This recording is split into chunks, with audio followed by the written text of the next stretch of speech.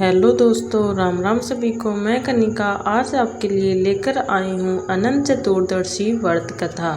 तो जो भी मेरी माँ बहनें अनंत भगवान का व्रत करती है तो उनके लिए यह छोटी सी और प्यारी सी कहानी है। अगर कोई और भी महिला यह सुनती है तो उसके परिवार में भी सुख संपत्ति बनी रहती है। तो आइए कहानी की करते हैं शुरुआत। प्राचीन काल में एक ब्राह्मण दंपति रहते थे। उनकी पत्नी बड़ी ही धर्मपरायण और पतिव्रता नारी थी। वह प्रतिदिन पूजा पाठ, दान पुण्य और सेवा में लगी रहती थी। एक दिन वह स्नान कर नदी के किनारे बैठी थी। उसने देखा कि कुछ स्त्रियां अनंत भगवान की पूजा करके धागा बांध रही है। उसने उनके पास जाकर पूछा, बहनों, आप यह कौन सा व्रत कर रही है?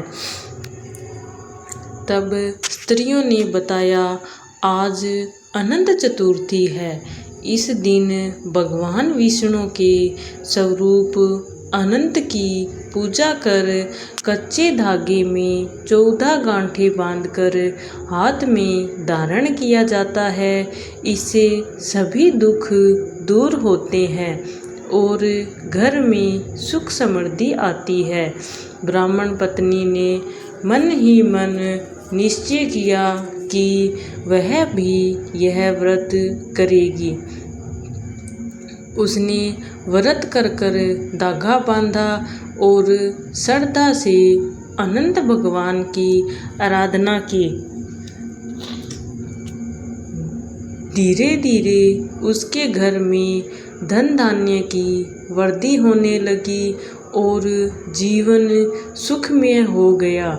लेकिन कुछ समय बाद उसके पति ने यह धागे को देखकर कहा, यह धागा तो व्यर्थ का है, इससे कुछ लाभ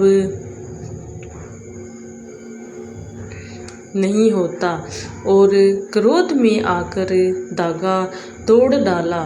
परिणाम यह हुआ कि उसका सारा वैभव नष्ट हो गया और वे दरिद्र हो गए। उसकी पत्नी ने समझाया, यह कोई साधारण धागा नहीं था, यह तो भगवान विष्णु का प्रतीक था। तुमने अनंत भगवान का अपमान किया है। पति को अपनी गलती का एहसास हुआ। वह पत्नी के साथ पुण्य नदी किनारे पहुंचा और विधि पूर्वक अनंत भगवान की पूजा कर व्रत किया। उसके पश्चात उसके सारे दुख दूर हुए और पुण्य सुख समृद्धि प्राप्त हुए। इस प्रकार अनंत चतुर्दशी का व्रत करने से जीवन में सब प्रकार की सुख शांति मिलती है और घर परिवार में दरिद्रता नहीं आती।